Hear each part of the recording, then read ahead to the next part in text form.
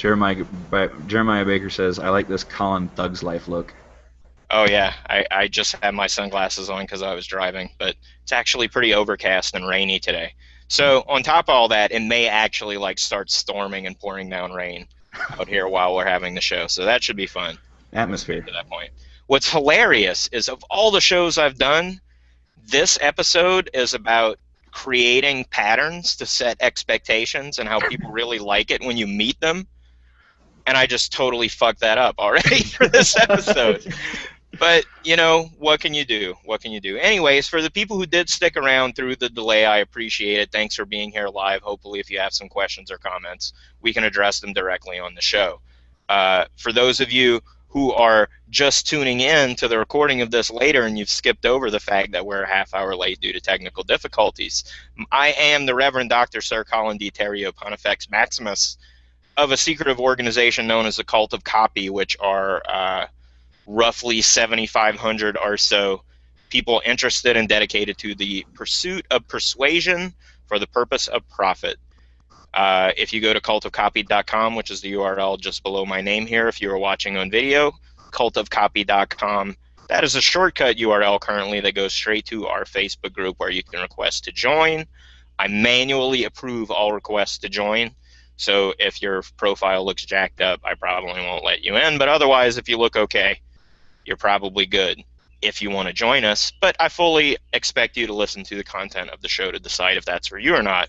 What I do ask is that if you are watching this not live but later, or hey, even if you're watching it live, if you like what we talk about, click the subscribe link. As of earlier this week, YouTube already sent me an email that said, hey, we would like to start putting advertising all over your show and maybe give you some money too, which is funny because I've already been banned from AdSense under this existing account. So we'll see. Maybe they'll change their mind once I actually engage them and try to get that going. I can actually explain that. Yeah. Well, it was because there are more and more benefits that you get just because you have monetized your channel, and Hmm. that's something that I just took the liberation of doing in the channel settings of just going Oh, you did that. click. That was Oh, me I because I thought I wanted. thought I was special. I thought it was because like people were showing up and listening to me and stuff.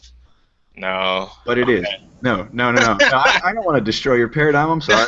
No, no, I get it. I get it. It's fine. I promise my ego is plenty big enough. All Um, right, good. Whew. so let's see. I covered me. I covered the cult. Oh, the show. Normally, except for today, the show is recorded live Thursdays at 2 p.m. Eastern. We have to start a little late today. We're on Plan B. Right now, we are looking at my beautiful backyard here in lovely rural northern Georgia. But the internet signal at my office, where I usually do this show, was non-existent, so we had to go to Plan B.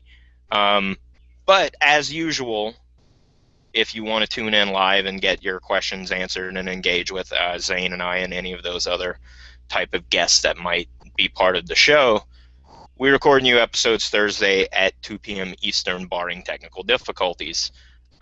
Recordings of this show will be at the URL you are currently watching this on. The YouTube channel is youtube.com/cultofcopy. And in the not so distant future, this will also be an audio only podcast on iTunes and Stitcher, I believe is the thingy on Android, and maybe whatever else I might stick it on SoundCloud, who knows. Um, but if you like the show, no matter which of those channels you happen to be listening to this on, I would appreciate you subscribing. And if there's some kind of mechanism where you can like review it or say if you like it or not or give it a number of stars, that would be cool too.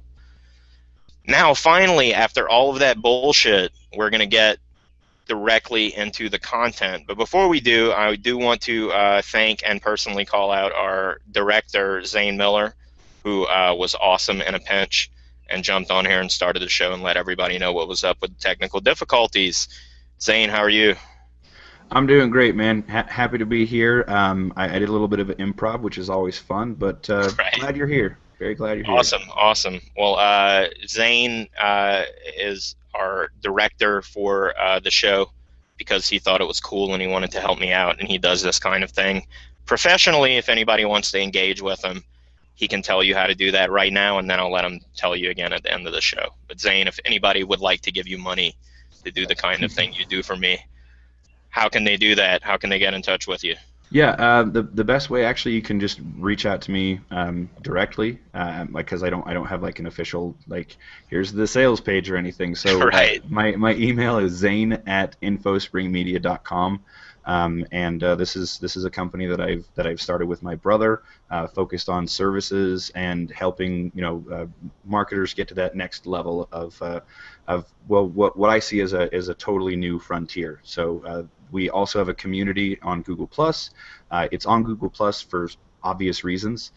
So if you're nervous about that, don't worry about it, because that's one of the points that we talk about: YouTube, Hangouts, Google Plus, and AdWords.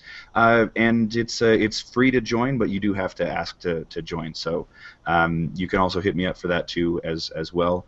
And thank you for the shout out, Colin. Yeah, Superman. It's here's the thing. Like, even though I kind of know this stuff because you and I, like, gosh, it's been 2 years now. I've been talking about resurrecting my show from the point that like I quit it 2 years ago.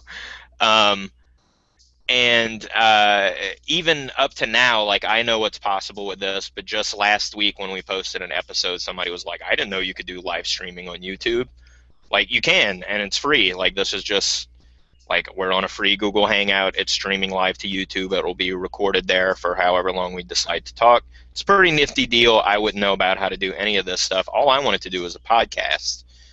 And through my conversations with Zane, we figured out like it would be cool to do this and then also put it on YouTube. And now I get like almost 400 visitors per episode so far for something that's like not even official. I haven't even started the podcast yet that I intended to make. So not too bad for being accidental. Yeah. So if you want to check that kind of thing out, that's what Zane can help you out with. So this week, my understanding is Zane gave some of you guys that showed up early a little bit of a spiel about what we're going to talk about. But if you're in the Cult of Copy, I have a paid newsletter that's sort of it's a weekly-ish article from me.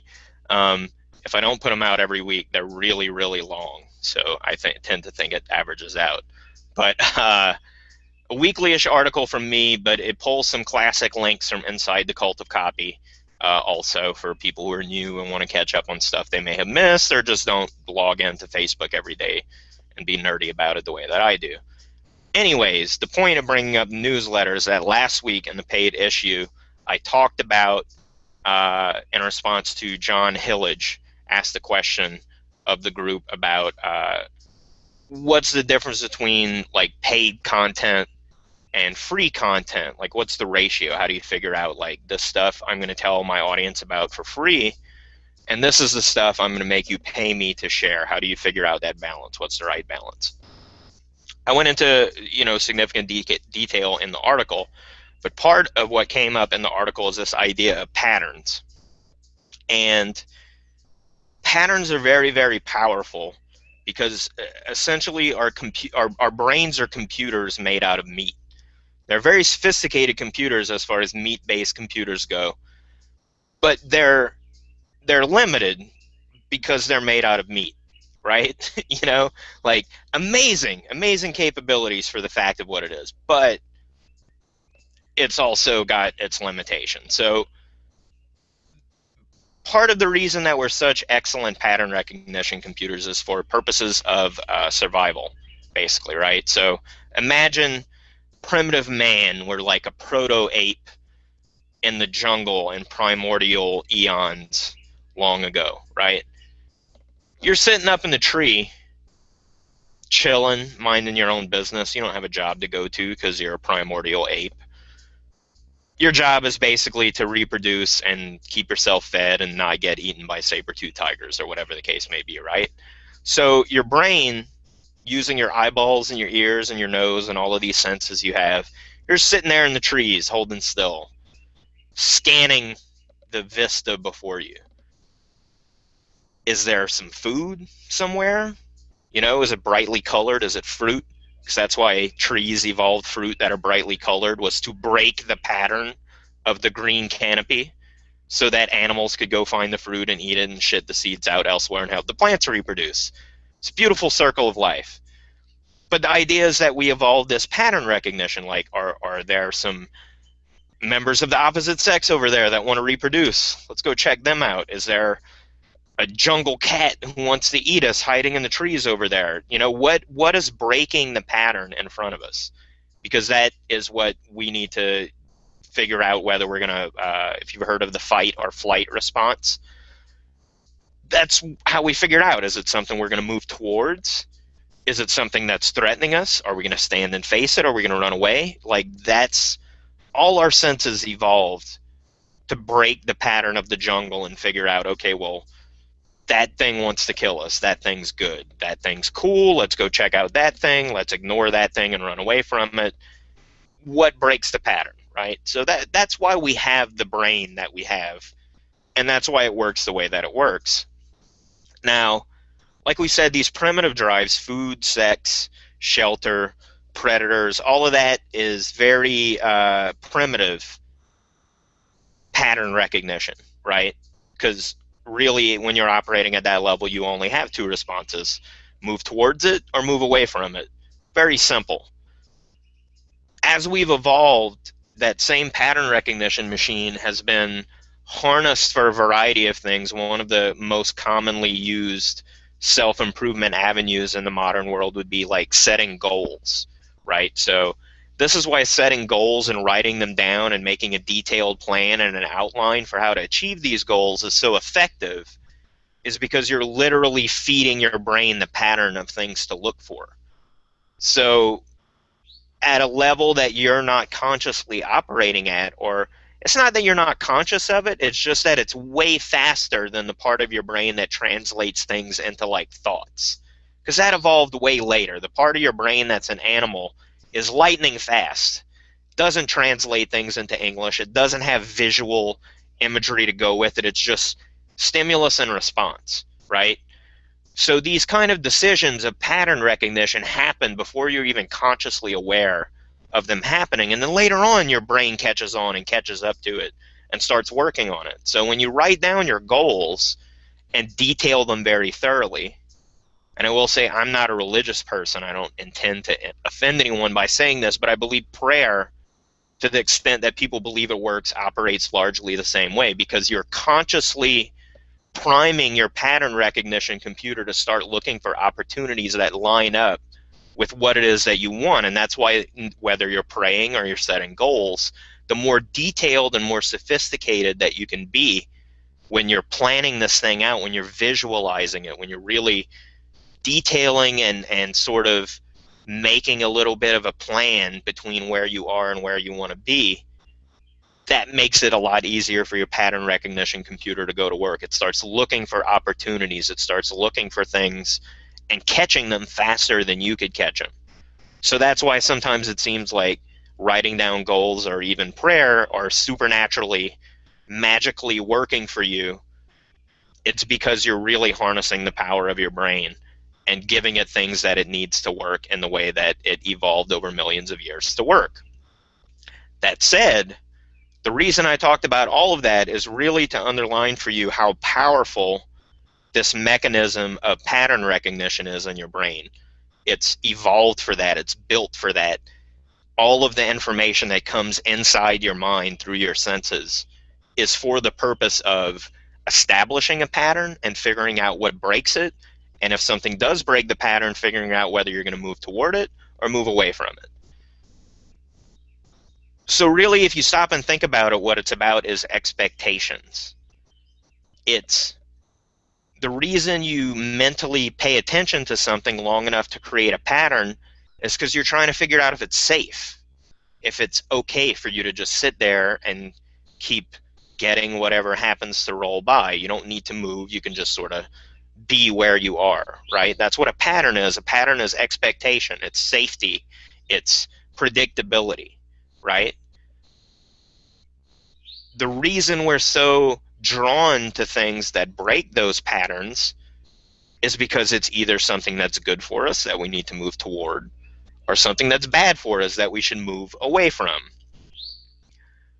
So that's why, even with the modern sophistication of what language is, and then adding the whole layer of technological ways we can communicate with people all the way up to you're watching me live on a streaming video right now. We're creating patterns and we're breaking patterns, and that's really what largely determines what we pay attention to, what catches our attention.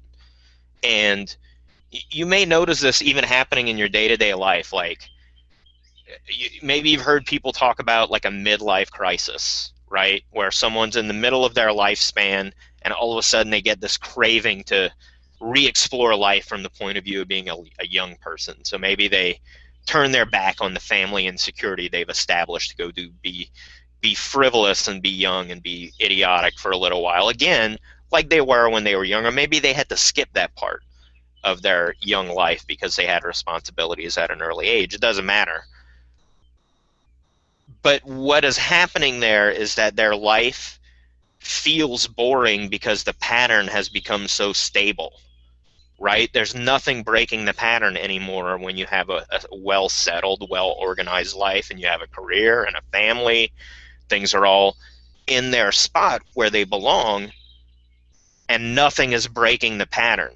So your brain literally starts driving you crazy because that pattern is boring. Like, there's nothing there to stimulate your brain. That's one of the reasons I recommend, just in general, I have a lot of hobbies. Like, I get interested in a lot of things very deeply for short periods of time, and then I move on. So I have 2 barely working motor scooters in the front of my house right now because I was really seriously into them for a while. And then I had a kid, and I felt it was irresponsible and super dangerous because I almost die on them every time I ride them in traffic. So that appeal sort of fell away. I have like a huge old video game collection. I have a huge old record collection. I try to break my pattern with things, and when things break my pattern and interest me, I pursue them very deeply. And that, I think, is actually advantageous to people in my line of work, which is to say you sort of make yourself into a celebrity or a guru figure in front of your audience where you let them in on things that are interesting to you. Because we've talked before about how passion is contagious.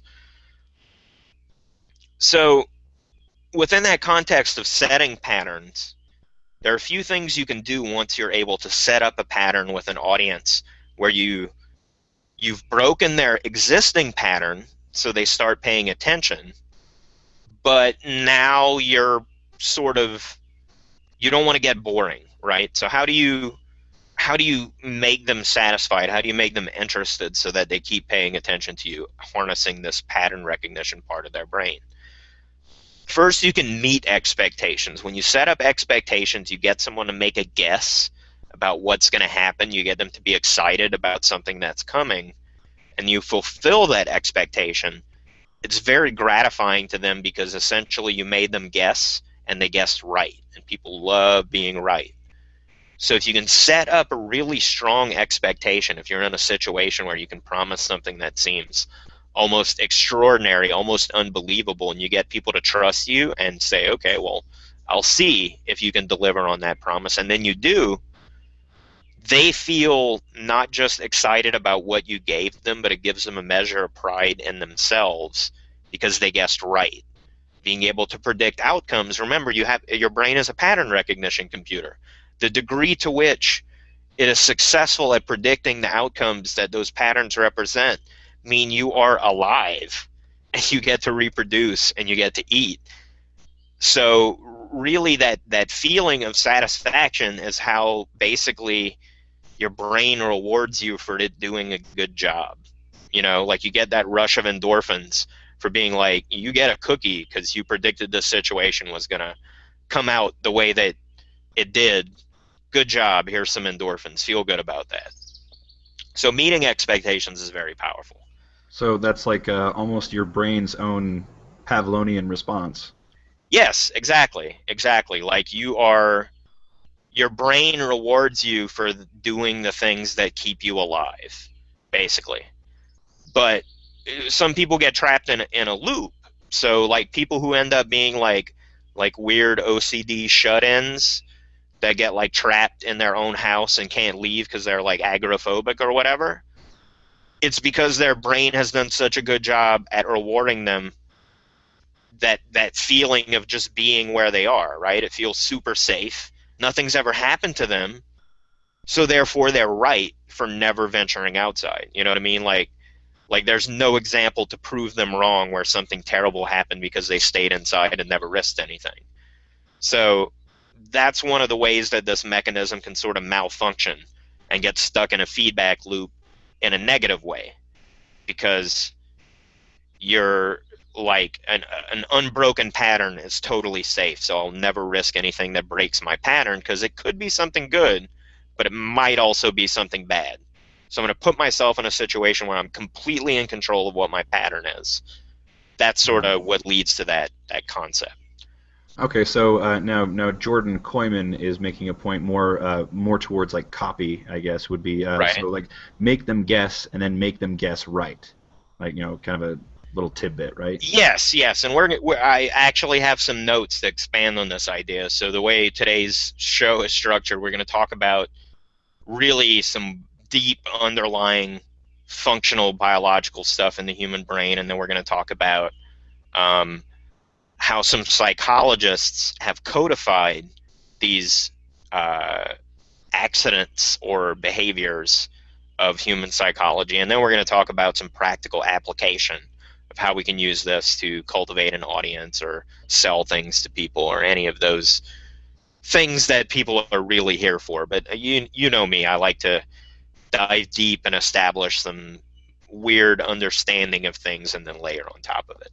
So that's meeting expectations makes people feel good. Then the more advanced thing to do is to break expectation in a way where they're partially right and partially wrong, but the way in which they're wrong is a pleasant surprise. The reason I say this is advanced is because violating an expectation and breaking what someone's expectation is completely, sometimes even if you have good intentions, if you're not careful, is literally one of the most damaging things you can do. For example, inviting a bunch of people to show up to a show and then not showing up for it until like a half hour after it's supposed to start, and then blaming technical difficulties. Now, there were actual technical difficulties, but this is one of the ways you can mess that kind of thing up. I'm sure some people showed up. Maybe they're on another side of the world, and 2 p.m. in the afternoon, which is super easy for me. There's not a whole lot of difference between 2 p.m. and 2:30 p.m. But if you're on the other side of the globe, there's a pretty big difference between midnight and 1:30 a.m. if you got shit to do tomorrow. And I appreciate it if you stuck around, but I fully understand if you didn't.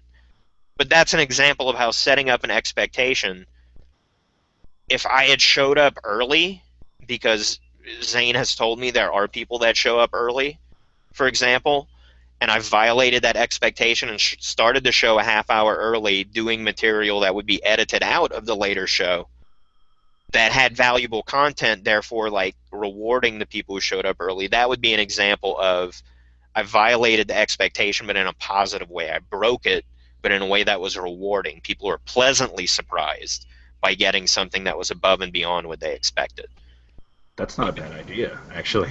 Right, right. And to give you another example, when I used to work as like the web monkey working at this a boutique computer company, one of the things we did was they sold like computer parts, sort of like Newegg, if Newegg's still around.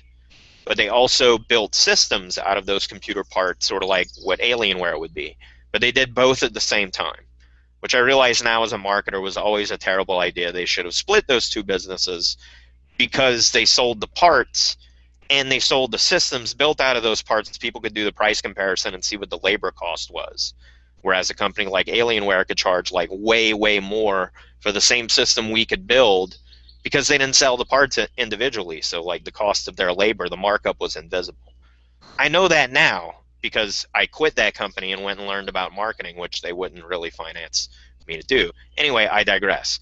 One of the things we used to do there was this weekly sale on parts that we would email our list about. And what it would be is there would be a coupon code that you can enter into the website for that week's specials. We started just out of rapid implementation and a little bit of laziness. The coupon codes were a pattern that had to do with like the date. and people started guessing the coupon code in advance, trying to get discounts on stuff that weren't available yet. Like, we could see through the analytics of the site that people were guessing. My boss was like, we can't have them doing that. We have to change it up. I'm like, why not just put stuff that is already on sale and let the new coupon code work for it? You want to sell it, don't you? Like, let them guess and guess right about the stupid coupon code. It doesn't matter. They think they're clever. They give themselves a pat on the back. They get a discount that we were going to give anyway. It's a win-win all around. Everybody feels good. So let's do it that way. So that was a way where it violated their expectation in that they were testing to see if it would work, but then they were pleasantly surprised when it did. But they felt like they were getting one over on us, and it was really the opposite. Like, the coupon code only works because we set it up to work. Like, duh. You're not tricking anybody.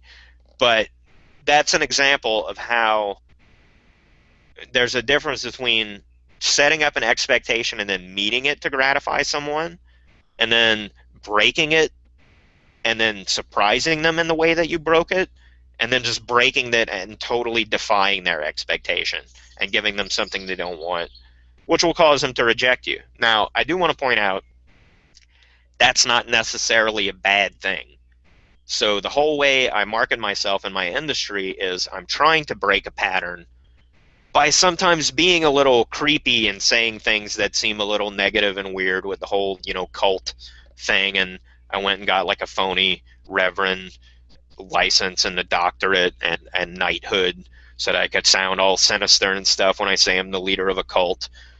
I was flirting with the idea that a lot of people in my marketplace shy away from that negative sounding stuff because they are worried about their reputation and their perception and things like that. So I'm simply trying to break a pattern in order to draw attention to me in that avenue. That's why I do that stuff. But at the same time, even though I'm packaging myself this way, there are still times that I violate someone's expectation. Like, not too long ago, if you're a member of the cult, you may have seen when I posted again about the newsletter. I had an issue of the newsletter that had taken a long time to come out, but it ended up being like triple the size of a normal newsletter. So the headline for that was, fucking finally, that I was finally publishing this issue of the newsletter. And this one curmudgeonly old dude pops up to be like, that profanity is not appreciated, which was critical copy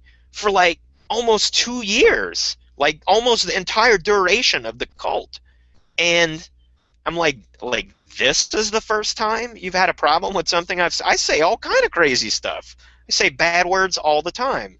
But apparently this had been the first time that he had noticed where the bad word was like right in the headline. So it was the first thing that showed up like on his Android phone. He even took the screenshot and was like, once you see how this looks on Android, you're going to thank me. You're welcome in advance.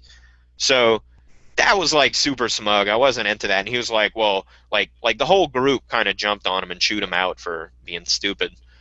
And what's funny about it is he's like, well, I'm leaving the group. And then he didn't leave the group. And then like 2 hours later, I'm like, well, you haven't left the group yet. What's up? And he's like, oh, just like, what did he say? Like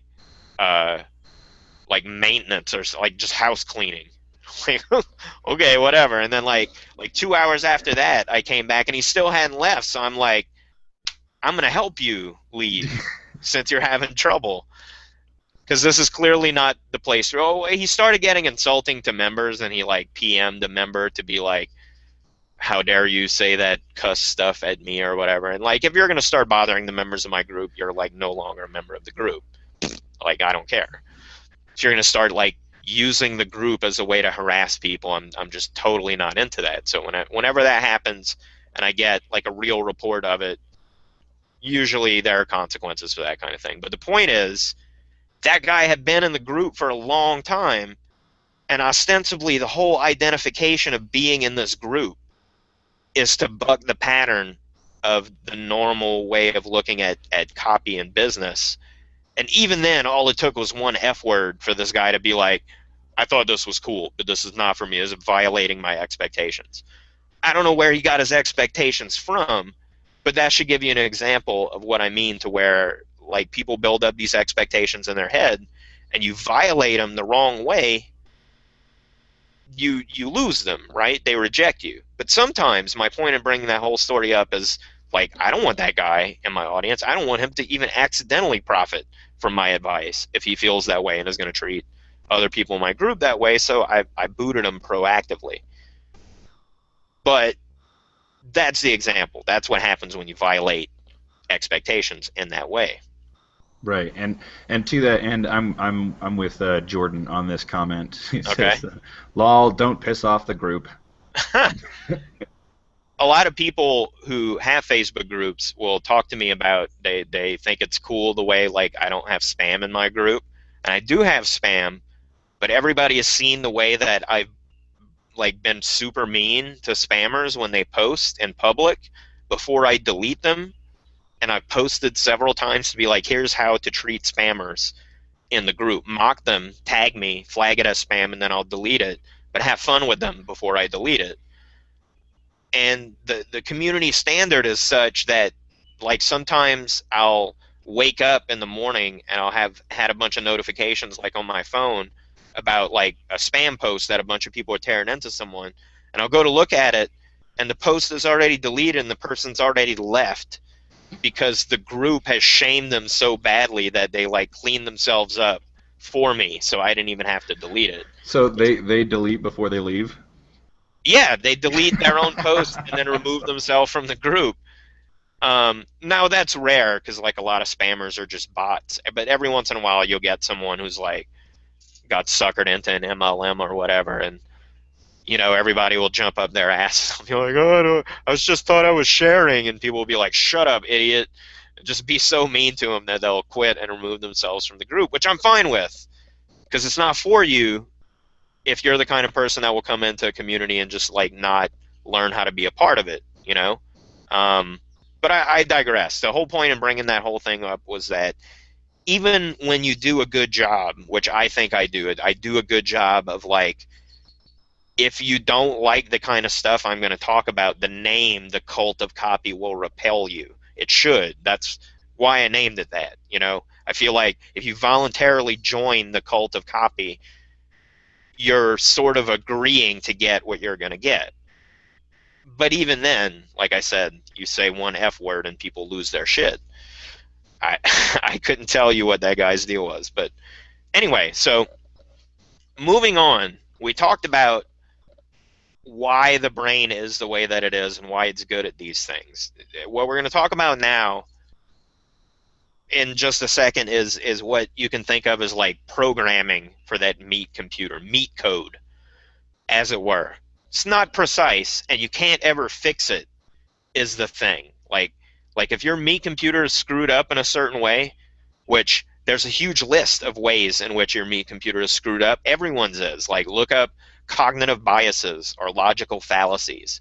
Those are flaws in your meat computer's code that lead you to make the wrong decision because you're not analyzing data properly. Because your brain is a computer made out of meat. It's not that good. So it's one of those things where your programming is flawed, but if you know it's flawed and you give yourself the time to self-examine, you'll see these things happening. Um, but these tidbits of meat code are essentially psychological effects that have been observed and described by people that are ways in which people's brains predictably malfunction. And predictable malfunctions are useful because if you know someone's brain is likely to malfunction in a particular way, you can take advantage of that in persuasion and influence and selling people things, right? So the first thing we're going to talk about is something that I talked about specifically in that newsletter issue, is the von Restorff effect.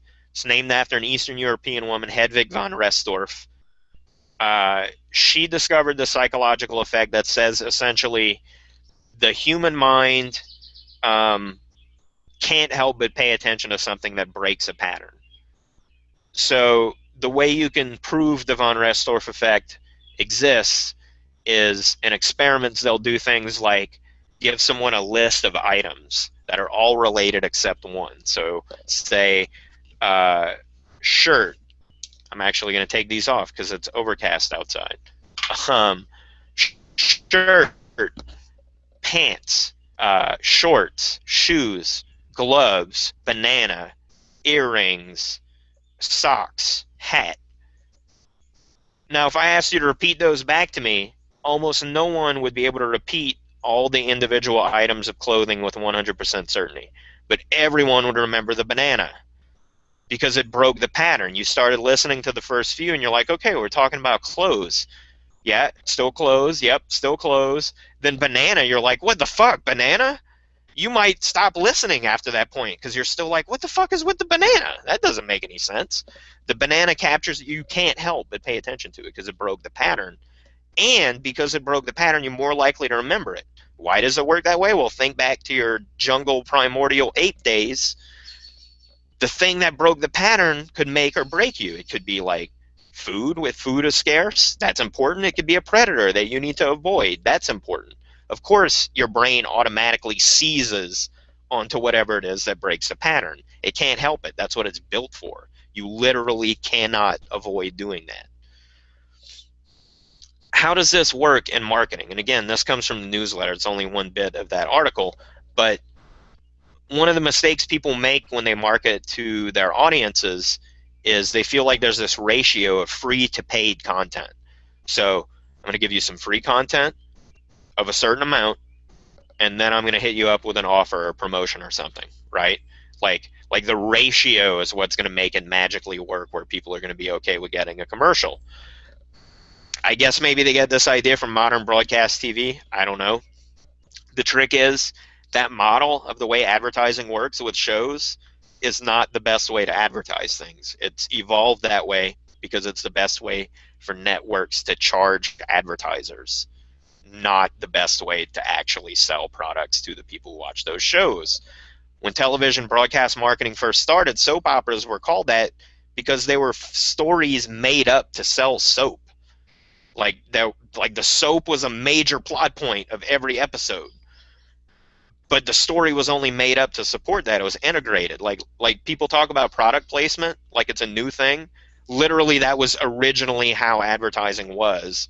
It wasn't until much later that they're like, here's the show, and then here are the individual ads one after another. The reason they did that is because if you're trying to sell time to multiple advertisers, it's a lot more efficient to be like, in the middle of the show, we're going to sell 4 spots of equal time. That's easier to sell. It's not the best way to sell things inside of the content. So anyway, the point of saying that is when you're giving people content and say you're following the 3-to-1 ratio, which is something I've heard, 3 pieces of free content to 1 promotion. You go free, free, free, promote. Free, free, free, promote. Now, because of that von Restorff effect, what happens? What do they notice? They notice the thing that breaks the pattern, which is the promotion. It's the only thing they remember. They forget all the free content and only notice the promotion. So they're like, this guy promotes all the time. Like, I came for the free content, right? You set up an expectation for free content and then you violate it. All they notice is the violation.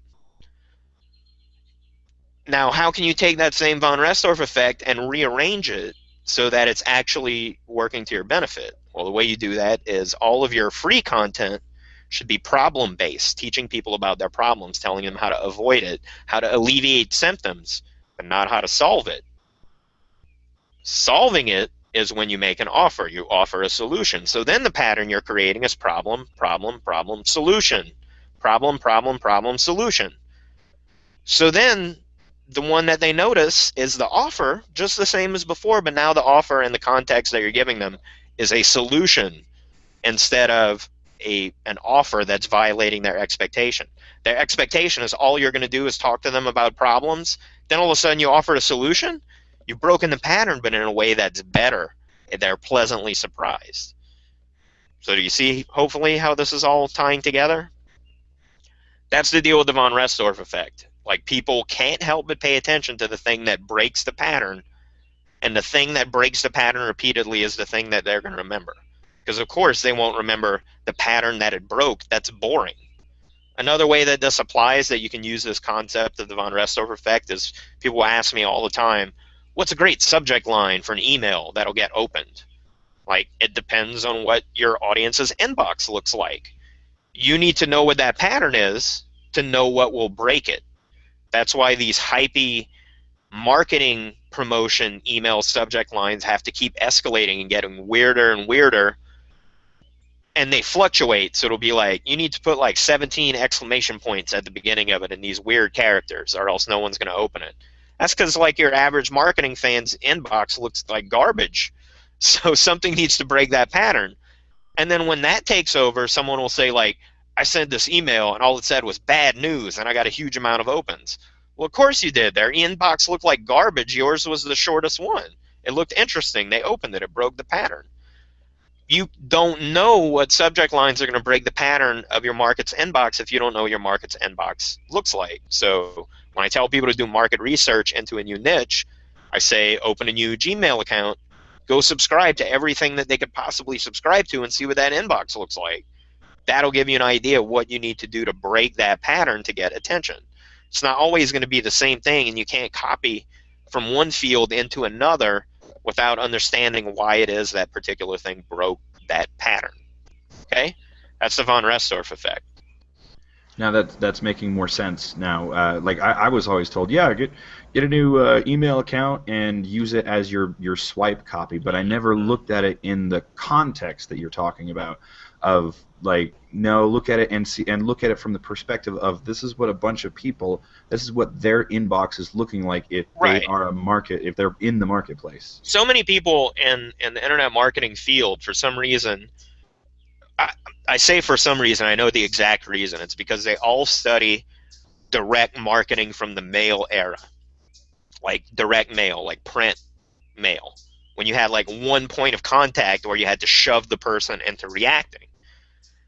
But what we're really doing in the internet age is we want these repeat customers. We want them to voluntarily come into the fold and stay there so we can repeatedly market to them.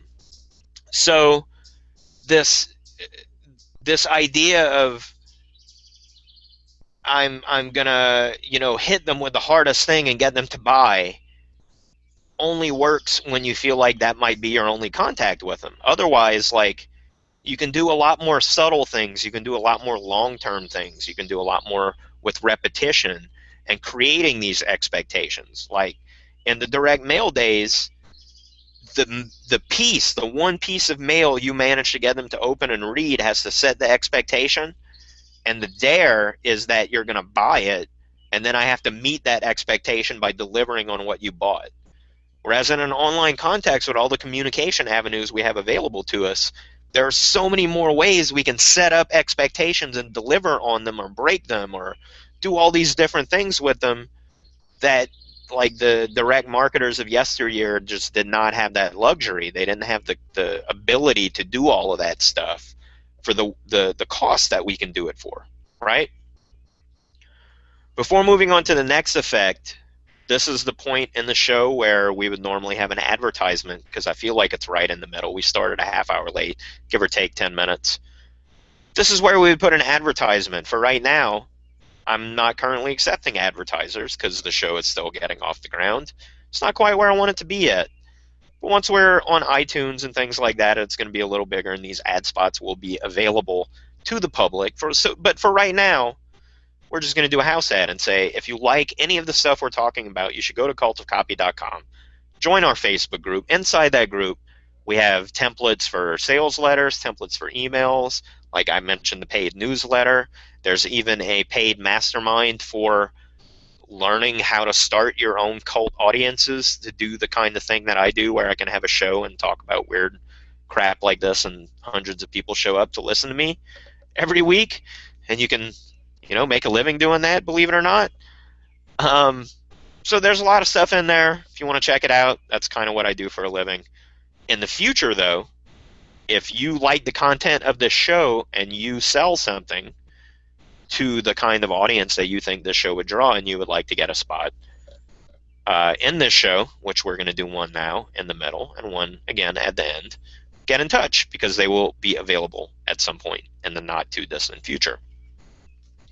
Now, moving on, that we've had our anti-commercial message. The next psychological effect we're going to talk about is called the Zeigarnik effect. Another Eastern European lady discovered this one, Bluma Zeigarnik. For years, I thought it was Bulma, and I realized like I got that from Dragon Ball, because there's a character named Bulma, which is funny because in Japanese the name Bulma is how they say bloomers, like girls' underwear, and it's meant to be a dirty joke. But the name actually is Bluma. Anyway, I digress. This is the stupid crap that ends up in my head. Bluma Zeigarnik, another Eastern European psychologist, the effect that she observed and described, and that bears her name, is that the human mind has an affinity for incomplete patterns. Now, lots and lots of popular culture, especially serialized media like TV shows or comic books, magazines that have continuity to them, rely on this maybe without realizing it. The whole concept of a cliffhanger is a fictional narrative version of creating this Zeigarnik effect. You're setting up a pattern where you're creating an expectation, and then you're leaving a hole in that pattern that you're creating. You're not putting something in there to break it. You're just leaving a piece out.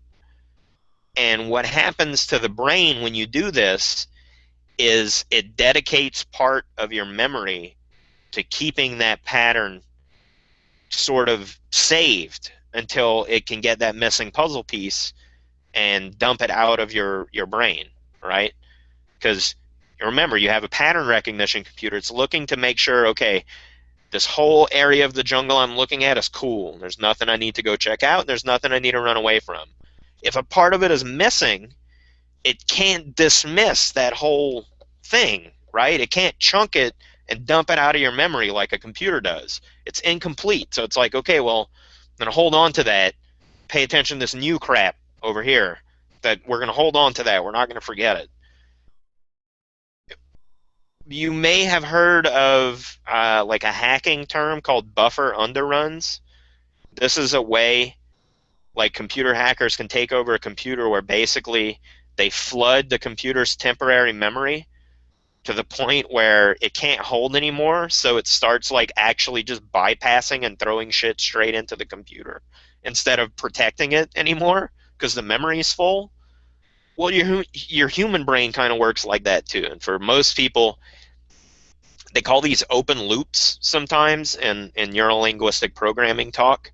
What an open loop is when you set up a story, and instead of ending the story, you start telling a new story.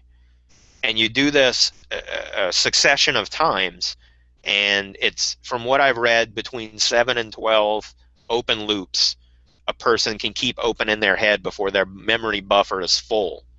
And what happens when that buffer is full is what fiction writers refer to as suspension of disbelief, which is how you can have people who normally are very realistic enjoy fantasy and surrealism and bizarre stories like that, where their disbelief, their tendency to be skeptical, becomes suspended, and they just sort of get lost in the story.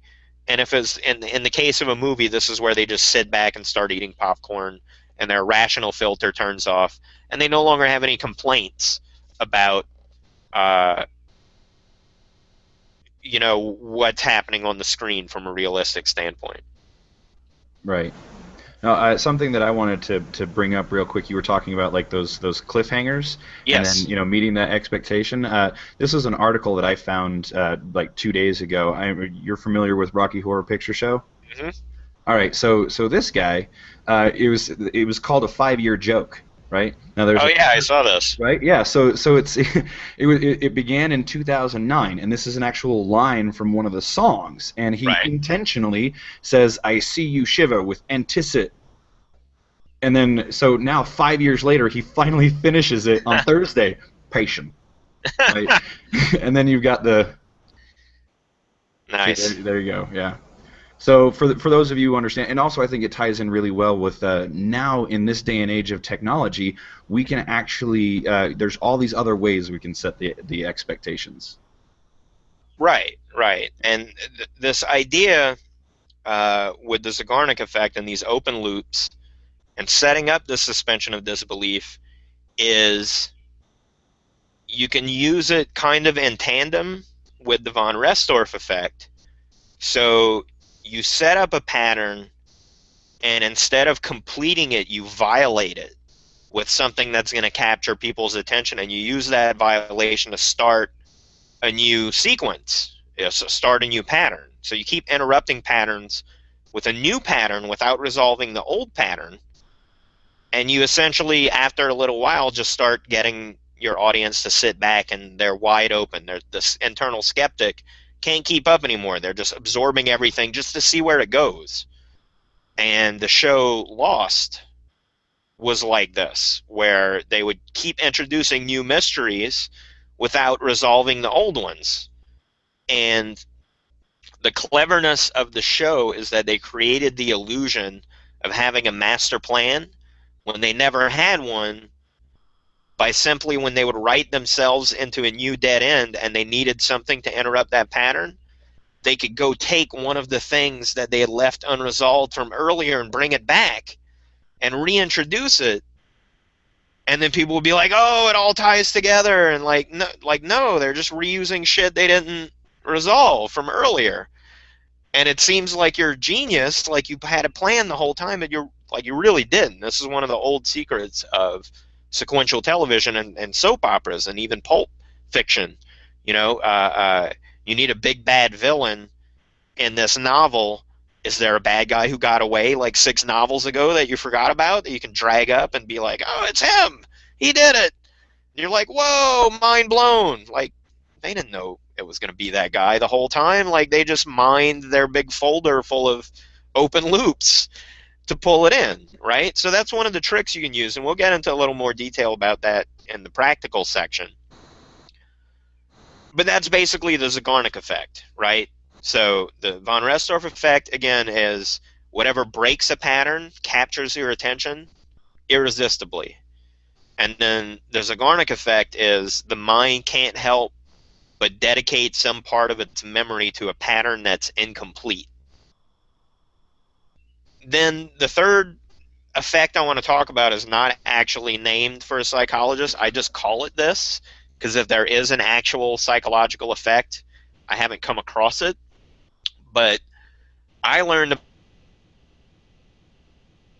because I learned about it from this book called Understanding Comics by this guy Scott McCloud, and it's a comic book about how comic books work as an artistic medium, and it's meant to be like a textbook for people who want to write and draw comic books. Seems like it would be very esoteric and weird, but it's actually one of the best books about visual communication that I've ever read.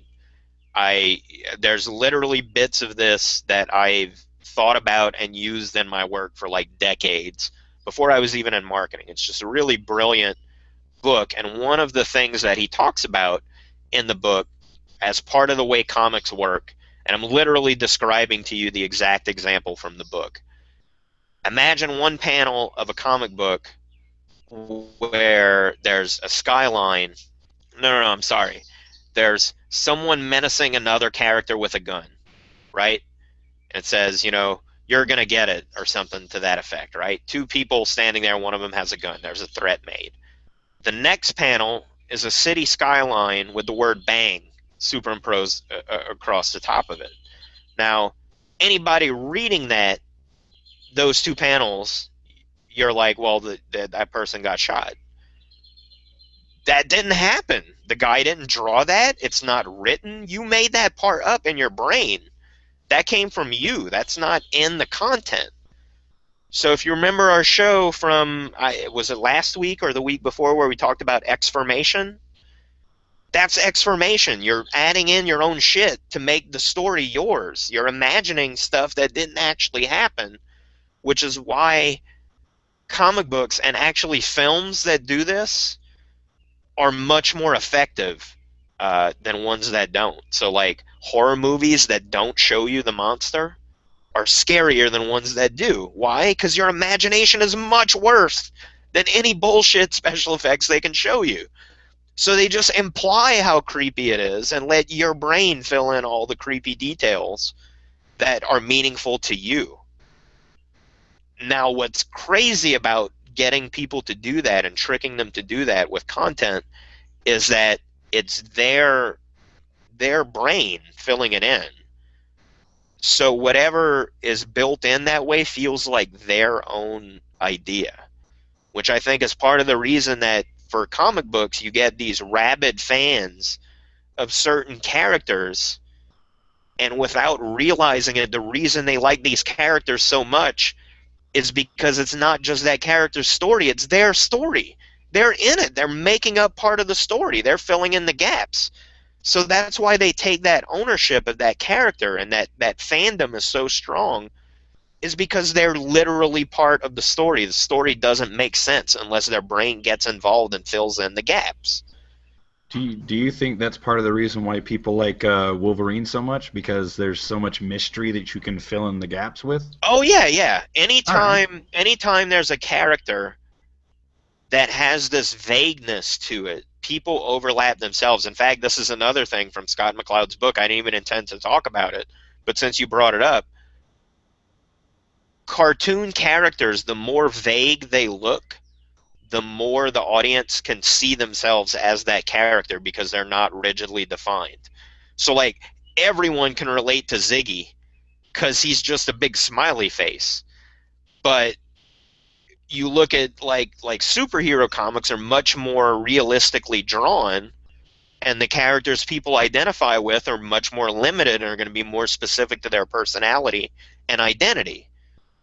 So that's why newspaper comic strips are much more cartoonish and vague and broadly drawn instead of realistically and super detailed, uh, because they need to appeal to a much broader audience. So like literally the number of lines in the drawing and the realistic nature of the way it's rendered make you recognize the pattern in a different way. So anyway, it's a fascinating book, and I highly recommend it. But that concept of, again, patterns, where you create a pattern, and like the Zeigarnik effect, you're leaving this pattern open, and people start putting their brain in there, their imagination in there. And I brought up the show Lost. So many people dedicated millions and millions of words and videos speculating theories of what was really happening, that it was just all fucking stupid because it was purgatory. Like they guessed it in the second season, and the producers were like, no, it's not purgatory. It's not. By the way, spoiler alert. But like the shit's been off the air for like 5 years, so I don't feel bad. It's purgatory, okay? So the second season of the show airs, and everybody's like, oh, the island's magical and weird because they're all dead. It's purgatory. And they're like, no, because the contract got renewed. It's not going to be a miniseries. We're going to keep going indefinitely, so it's definitely not purgatory. And then it gets to the end of the whole fucking show, and it's purgatory. God damn it. So stupid. But the speculation, because they would never answer any questions on the show, people started investing themselves in it, and their imagination would get involved, and they would be so proud of all the patterns that they spotted all over everything. And like a more recent example is this show, True Detective. It was an HBO show. I don't think it's out on DVD yet, so I'm not going to spoil it. But very early on in the show, the name that they attribute to the villain that they're chasing is the Yellow King. He calls himself that. And people started noticing Yellow King shit in the background that they were filming, and the filmmakers are like, we didn't do that on purpose. Like, it was just an accident. Like, it was just there. Like at one point, there's like a scene where cars are driving by, and one of the signs for a truck stop that's just in the background, the logo on the sign is a big yellow crown.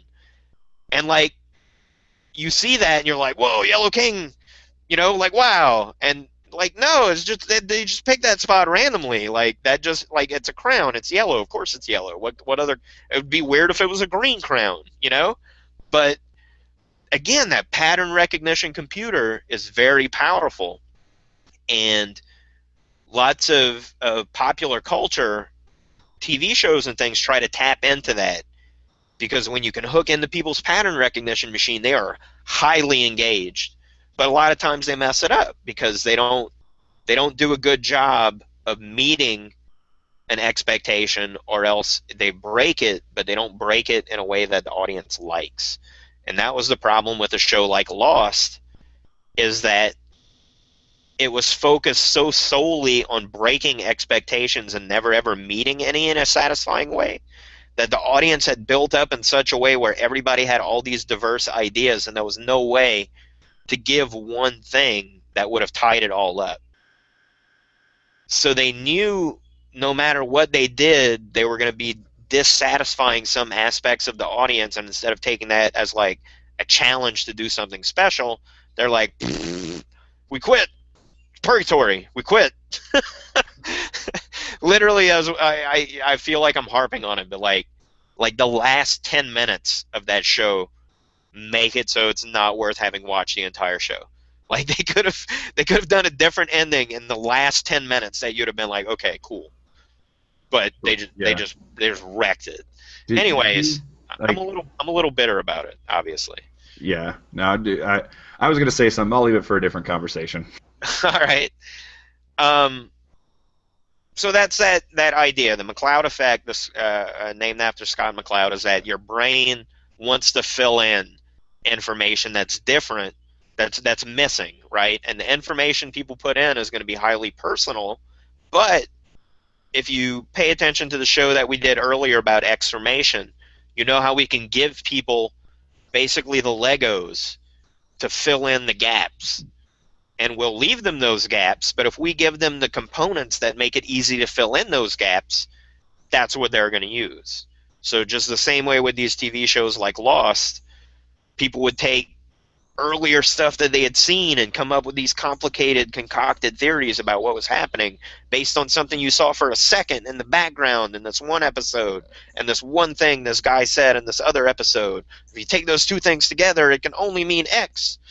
And like, meanwhile, you can imagine the writers' room of the show, and they're like, that's a good idea. We're stealing that, you know.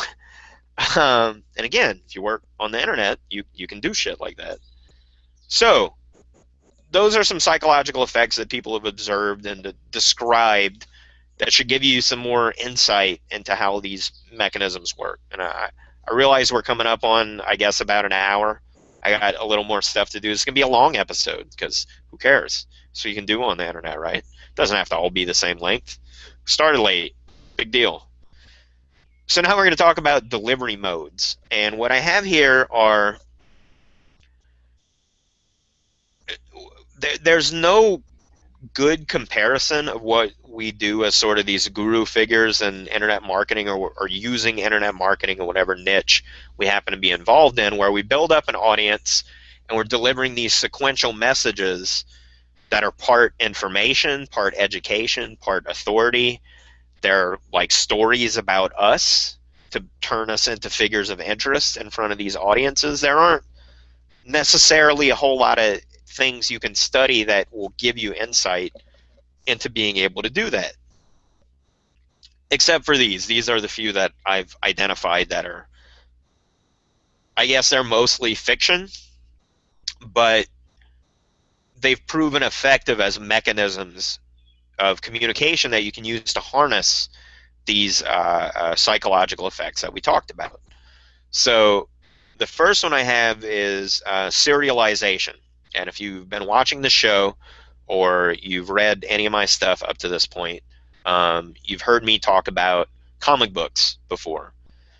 And I think comic books are very valuable to study in this context because they're serialized in nature. People subscribe to them and they read issue after issue. The story never finishes. It just keeps going, very similar to soap operas. They're soap operas in print, basically. Pulp novels are sort of what comic books are based on. So like Tarzan had a series of adventure novels that sort of developed the character from, they're told in sequential order. and you learn more and more about the character as you go, and they get into more adventures. Doc Savage is one that I like. The Shadow, uh, tons of different figures in these sequential stories, and again, they utilize the cliffhanger very heavily. And in fact, Lester Dent is the guy who wrote most of the Doc Savage novels under the pen name Kenneth Robeson, which is a house name. Several people wrote under the name Kenneth Robeson because Kenneth Robeson, in quotey fingers, wrote all of the Doc Savage novels, even though it was a number of people.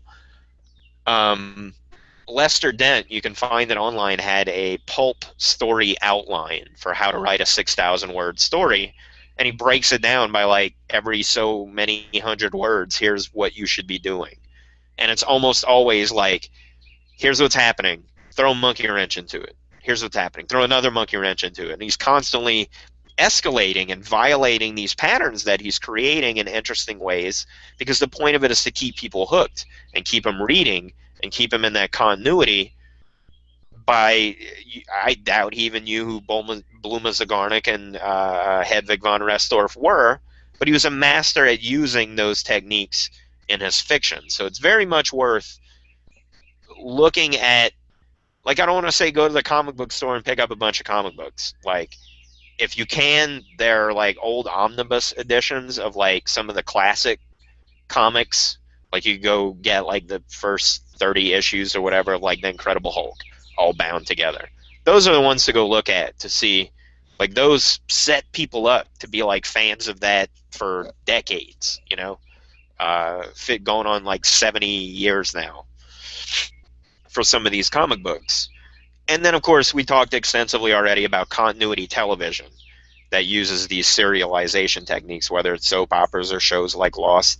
Any show where the plot of one week is a continuation of something that happened in the previous week, these are the kind of shows we're talking about. Sitcoms typically don't apply because most of the time sitcoms are not really in a sequential order. Like, any episode is sort of self-contained and can happen in any other order. Certain shows have a little bit of continuity, but for the most part, if you're watching a show in syndication, you can watch any episode and not have to know what came before or came after it. Do you So, think do you think there's a point where like it's not sequential, and then they find a point in the series where like things are taking off, and then it gets sequential? a lot of times when a show first gets an audience, they will start including things that are meant to provide a little bit of continuity so that the spike in viewership they got will keep coming back. So that's something you'll see a lot, where like a show seems to be finding its legs, throwing a bunch of things at the wall.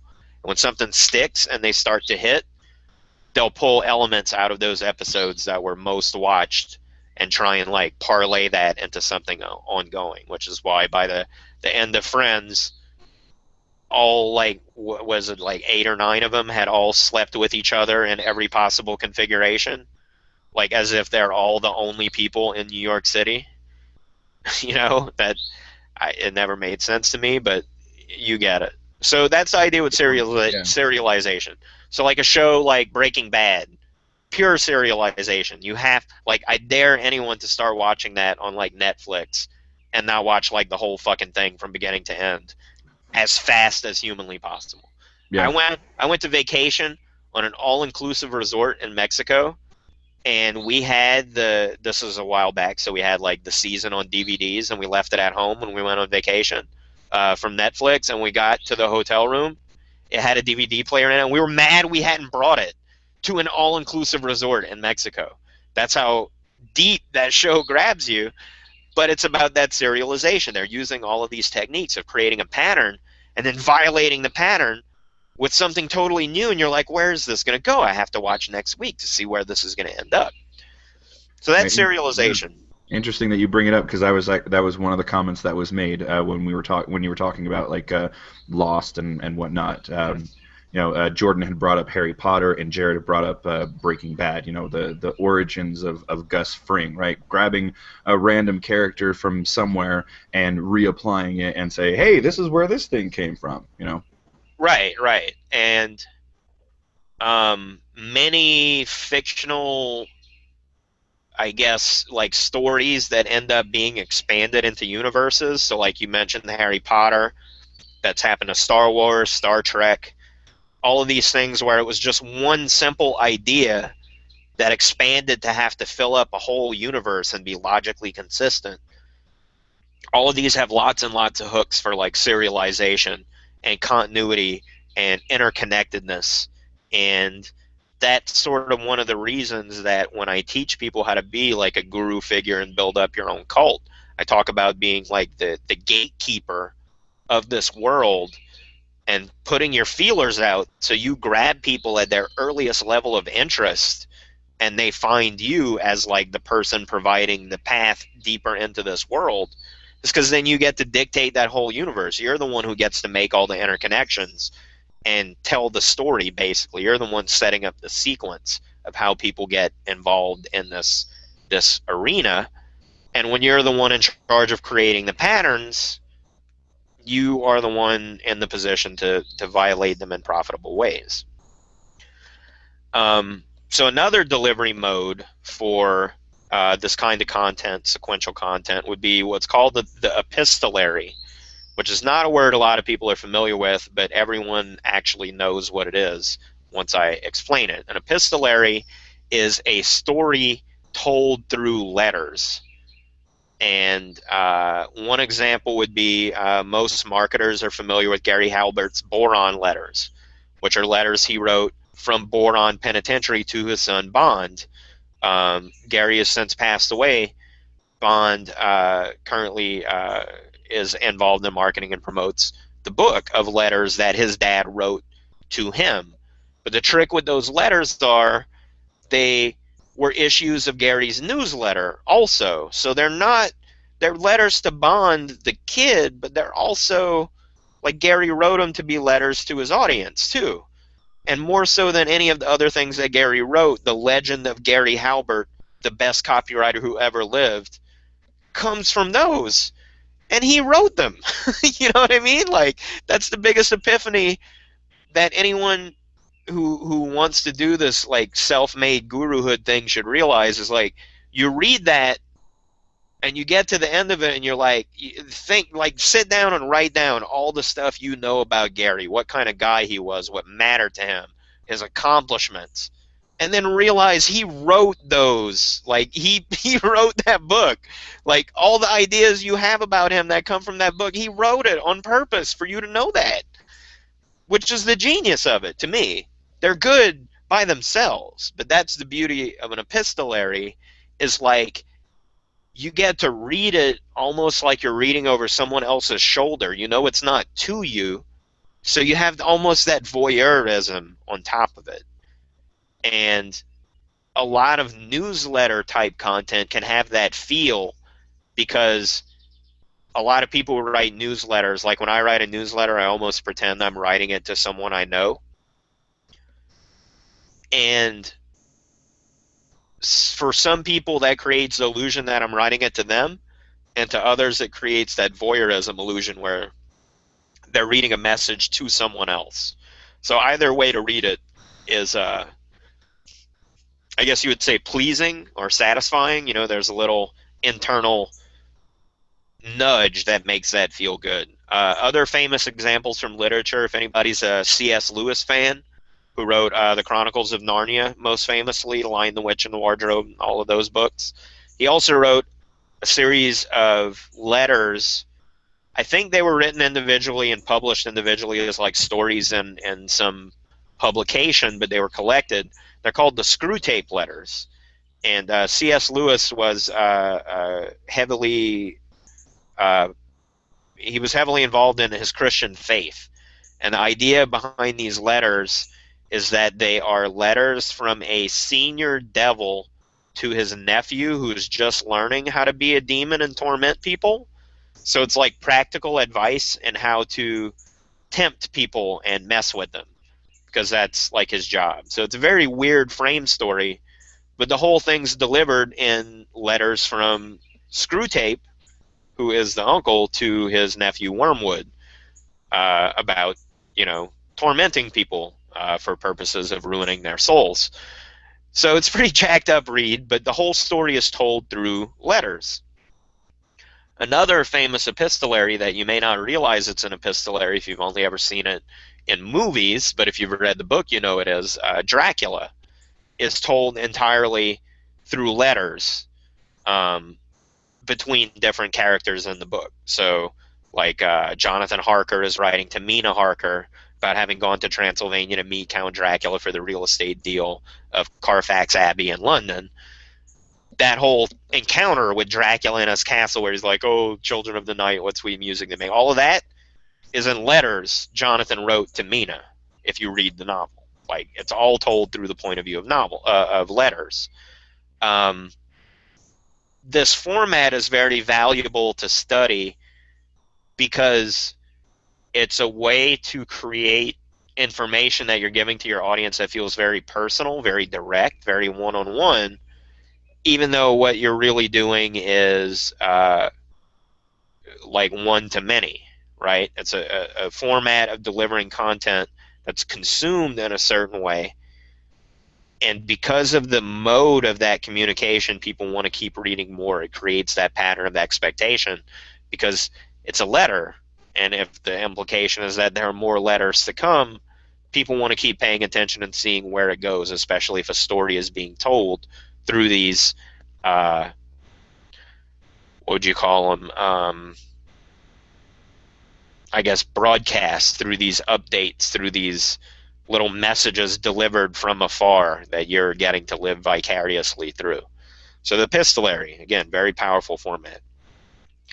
The third and final one I want to talk about before the end of the show is even less well known. It's called the picaresque.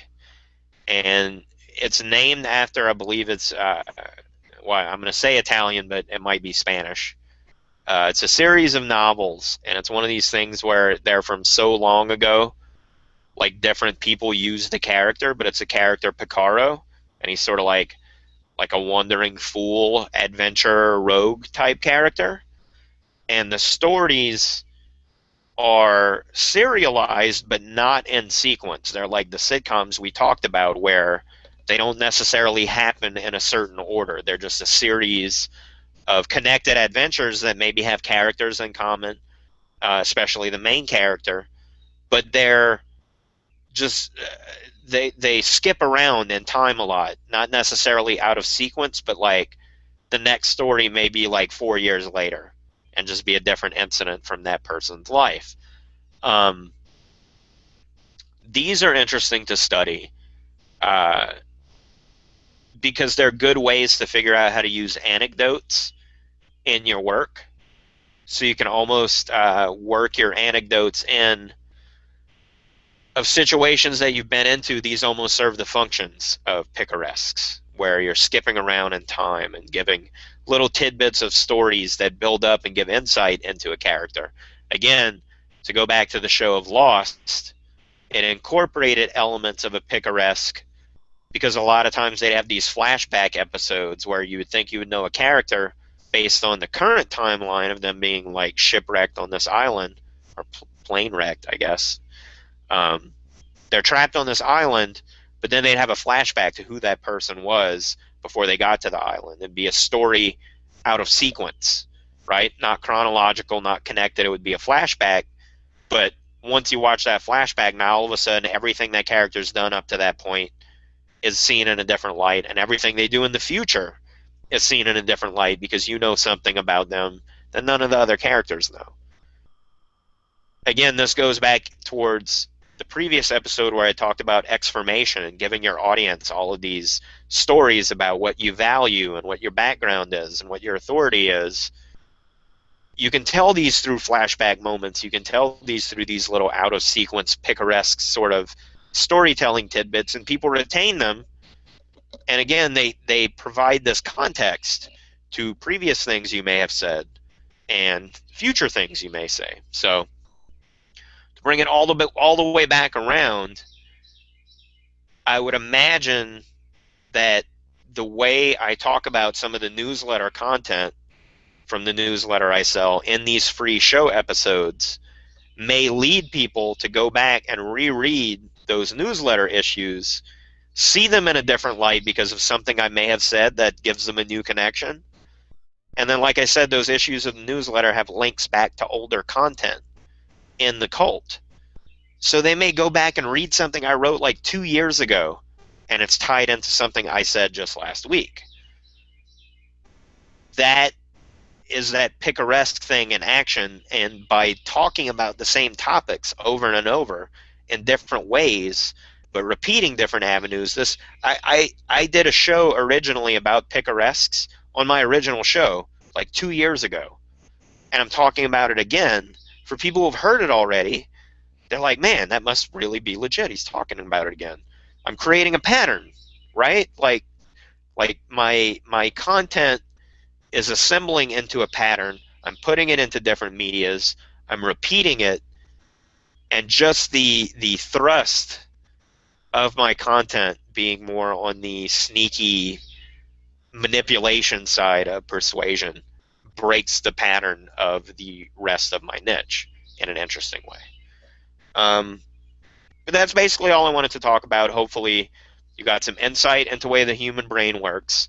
You got some insight into the way some of the more famous psychologists who have described these effects have come to understand them. And really, the reason I like to do that is because, like, if you're like me, you look at the Zeigarnik effect and the von Restorff effect and the McLeod effect, they're all really talking about the same thing. These flaws in the meat computer pattern recognition machine that we all have, but they're different. But they're really talking about the same thing.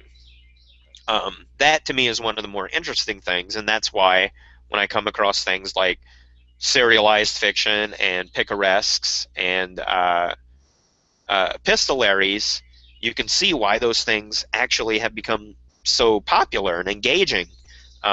Even Dickens, like Charles Dickens novels that are like well-loved works of literature, those were published chapter by chapter in serialized format in magazines. Like, if he didn't get paid, he didn't write the next chapter. So they had to be popular, they had to be good, they had to make people want to buy the magazine, and more importantly, buy the next issue of the magazine because they wanted to see how the story turned out. That's why to this day, that's why I think people think his novels are so good, is because they were written in serialized format.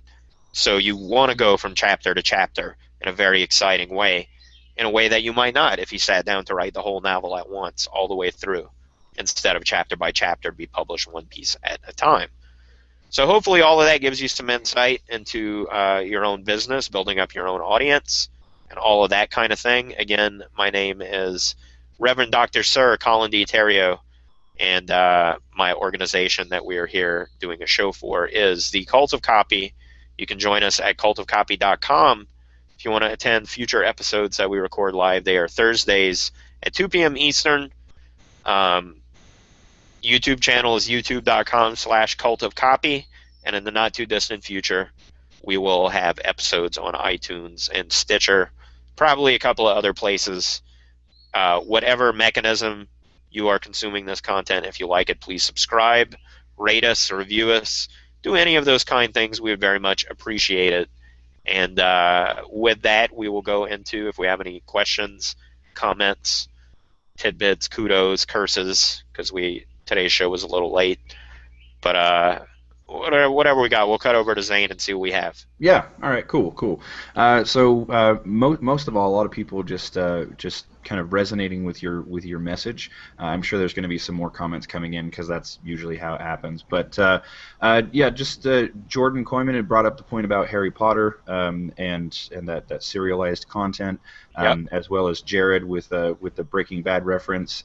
Also, a little while earlier, Natural Health Tips was like, this is amazing shit about the Lost TV show. I think that has a lot to do with just like the popularity of the show and the feelings that everybody gets with each. Like we talked about Harry Potter, Breaking Bad, and Lost, and there was a huge resonation fact with just this one episode, which shows you how powerful that is. Right. And I mentioned again, I'm not religious myself. I don't mean to offend anyone with the way that I talk about it. I'm perfectly fine with people being religious, but because of what I do for a living, I do look at it a certain way.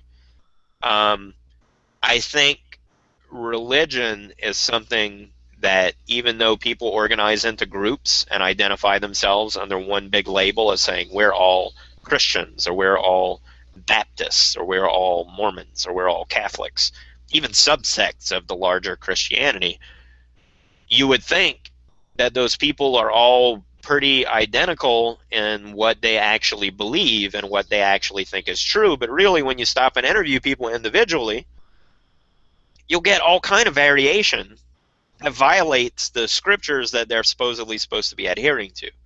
I'm not saying that's bad in any way whatsoever, but my point is, what people are doing is looking at something which inarguably has gaps, like a religion, based on multi-thousand-year-old book that itself is translations and assemblages of transcriptions of older oral tales from different languages. You know what I mean? It's a big hodgepodge of a bunch of things together. So there's literally no way it doesn't have gaps and inconsistencies and contradictions and things all built up. And like lots and lots of religious thought of monks toiling away in abbeys is meant to like be resolving all of these contradictions and discrepancies and things, right? So those things, without a doubt, exist as part of religion. But I think what happens without people realizing is they insert their own life experience and personal beliefs and maybe stuff they read from other religions that they thought sounded cool, or all kinds of things, and they insert those things in to fill in these gaps. But then they still identify like as that label, even though what they technically believe is a very specific religion of which they are the only adherent, because so much of it is personal. Just to give an example, and again, not trying to mess with anybody's religion, lots of Catholics I know don't know that according to their own religion, like animals don't have souls, so like none of your pets are going to heaven. I'm sorry to tell you, they're just not. They don't have souls. Like, it's in the Bible. Sorry.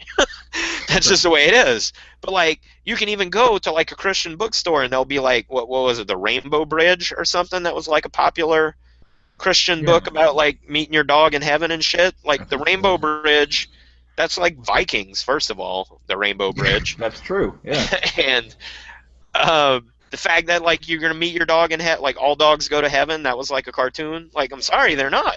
Like, not according to your, like, you might believe that, but you need to recognize like that's something you invented or added in. That's not actually part of your religion, which is cool. Again, totally cool with that.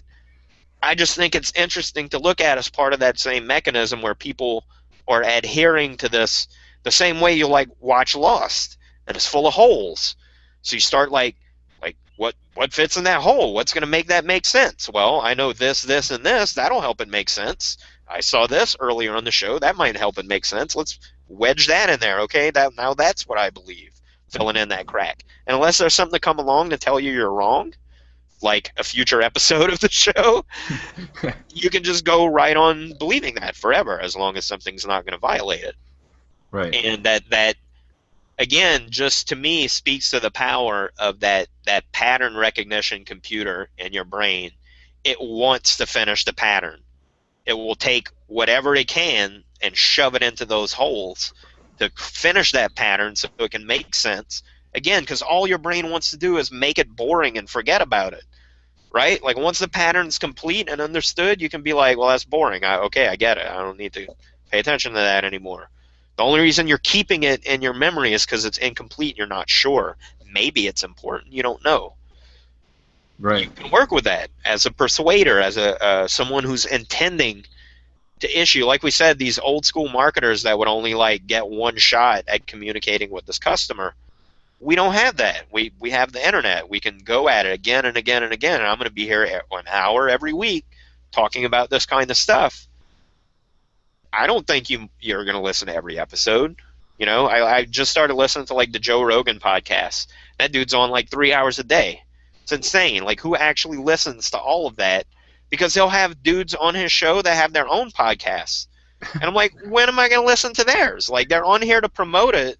If I'm listening to Joe's, that's like all my time. Like, there's none left to check yours out. But I think the idea is that they don't expect you to listen to it. over and over. You know, we have this flexibility now with the medium of the internet that I think we're only just getting to the part where we understand, which is why I think it's interesting to look at picaresques, which are from like the 1400s, Mm. and epistolaries, which have been used throughout history, even right up to the present day, and serialized fiction, which has had multiple iterations, always trashy. That's what I find. Serialized fiction, it's always like soap operas, comic books, pulp novels, TV. Like, it's Mm. always the trashiest, lowest brow type of medium that goes for, uh, that kind of content.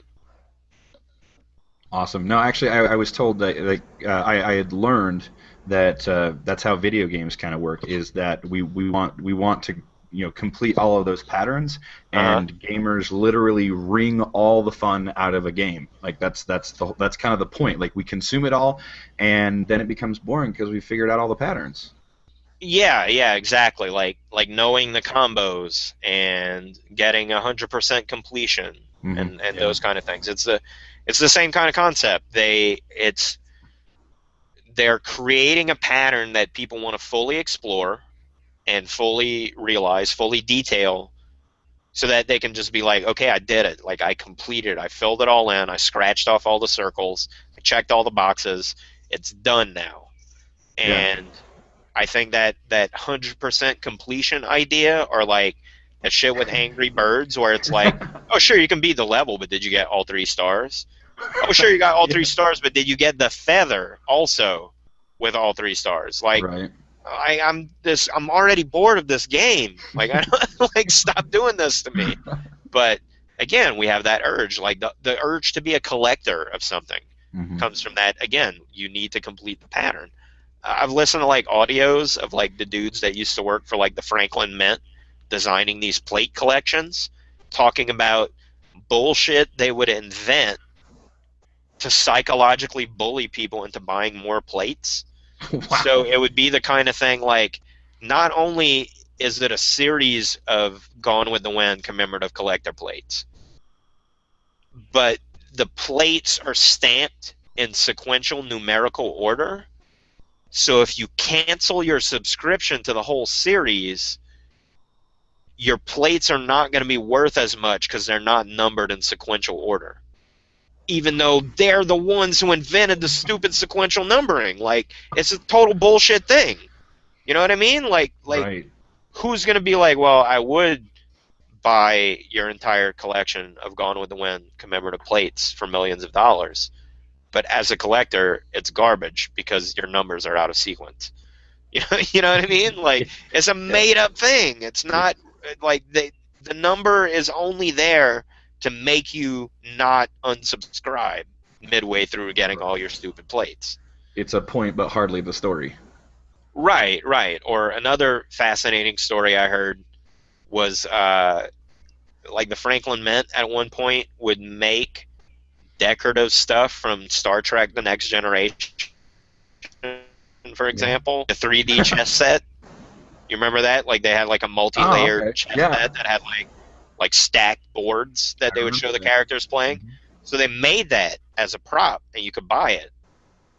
When they shipped it to people, they had to hire a game designer after the fact to make the rules of the game because Oh. people buying it were complaining That that it there didn't come with wasn't. rules. And I'm like, it's a set deck. Like, there's no rules. Like, like, like, do you know how screenplays are written? They're not like, well, we showed a game in the background, so it has to be like a real game people can actually play. No, it's just they're playing some stupid game, and then the set designer's like, it looks like this. Like, there's no game, but they had to hire a real game designer to make the rules of multi-layer chess because the people buying the decorative item that they saw in Star Trek were mad that it wasn't a real game. Wow.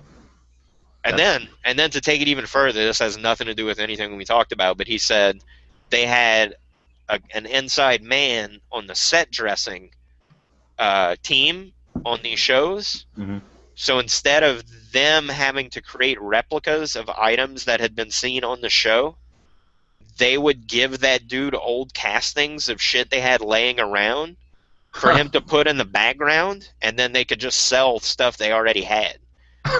So if they had like a figurine of like a bird or something, for example, that's just laying around in the factory for decades, they would be like, dude, put this in the background in like Picard's like stateroom. And then they would run an ad and be like, as seen on Star Trek. And it was just some stupid thing they already had.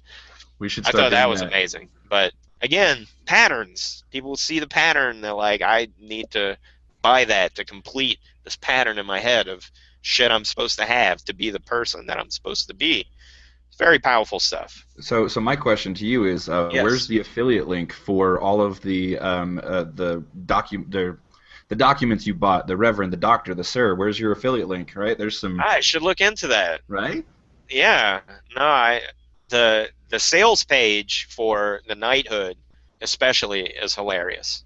You can look it up. It's I think it's called Clark Consolidated Industries.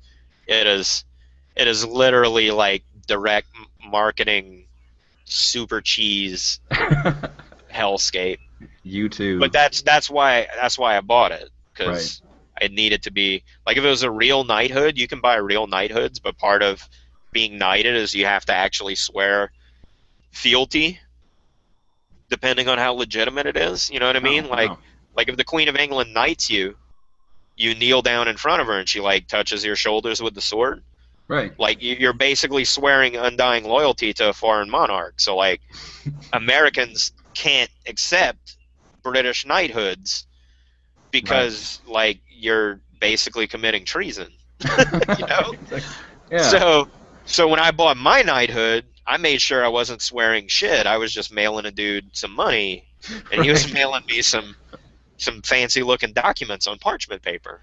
Yeah. You're not a traitor. That's No. right. No. Well, as far as comments go, though, I did want to throw this out because I also Sure. concur with Jordan here. Is good shit. Thanks, Reverend. Awesome.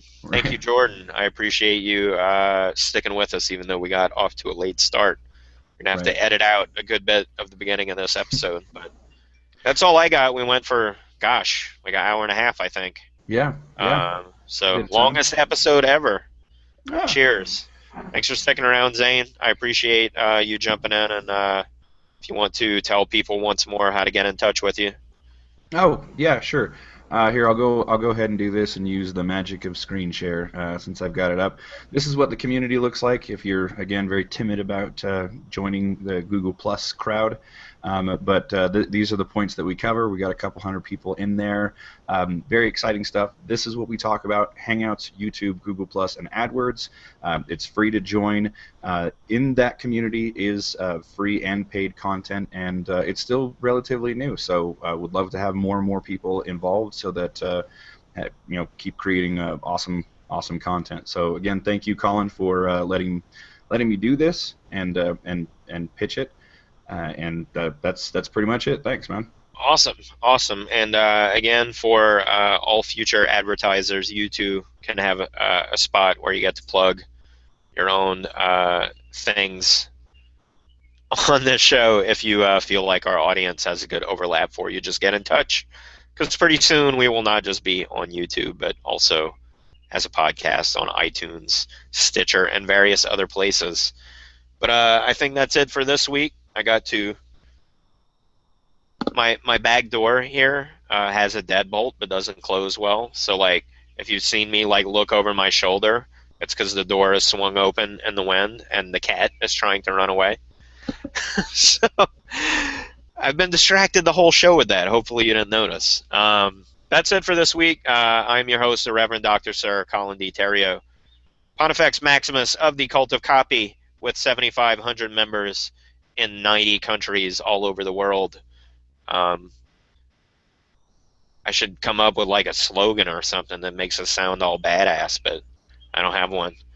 Other than to say subscribe if you like it, come back next week, and that's it. Until next Thursday at 2 p.m. Thanks, everybody. Bye-bye.